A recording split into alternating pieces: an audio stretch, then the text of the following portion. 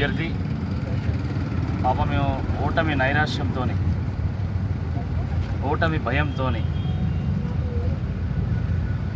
తన సహజ రీతిలో ఏది పడితే అది మాట్లాడుతూ ఉన్నాం.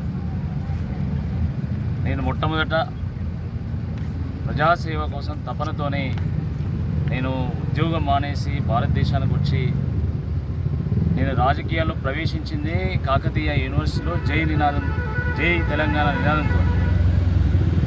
కాకతీయ యూనివర్సిటీ నన్ను ముందుకు నడిపించింది.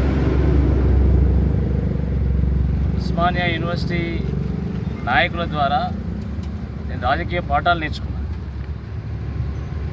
కాబట్టి ఈ చిల్లర మల్లర వ్యాఖ్యలతో ఎవరు కూడా ఏకీభవించరు. ఈరోజు ఉన్నతమైనటువంటి రాజకీయ విలువలు గెలుస్తూ ఉన్నాయి. ఈరోజు సేవా దృక్పథం గెలుస్తూ ఉన్నది.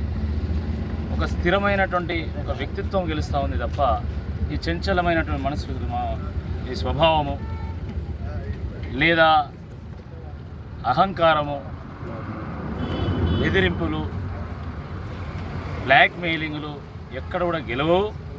రాజకీయాల్లో వీటికి తావు లేదు. తప్పకుండా మరి విద్యావంతులు ఎంతో విచక్షణతోని విజ్ఞతతోని ఆలోచించి ఓట్లు వేస్తారు.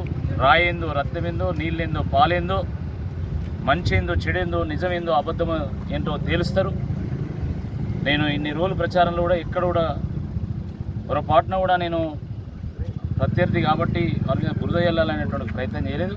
కానీ మొదటి నుండి కూడా ఏదో రకంగా బురద చల్లడము, ఏదో రకంగా సానుభూతి తెచ్చుకునేటువంటి ఒక ప్రయత్నం, రకరకాల చిల్లర స్టంట్స్ ఇవన్నీ కూడా చేస్తూ ఉన్నారు. ఇది సరైనటువంటిది కాదు.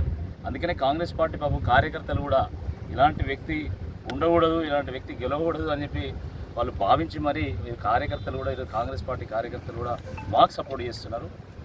భారతీయ జనతా పార్టీ క్యాడర్ మొత్తం కూడా మాకు సపోర్ట్ చేస్తుంది.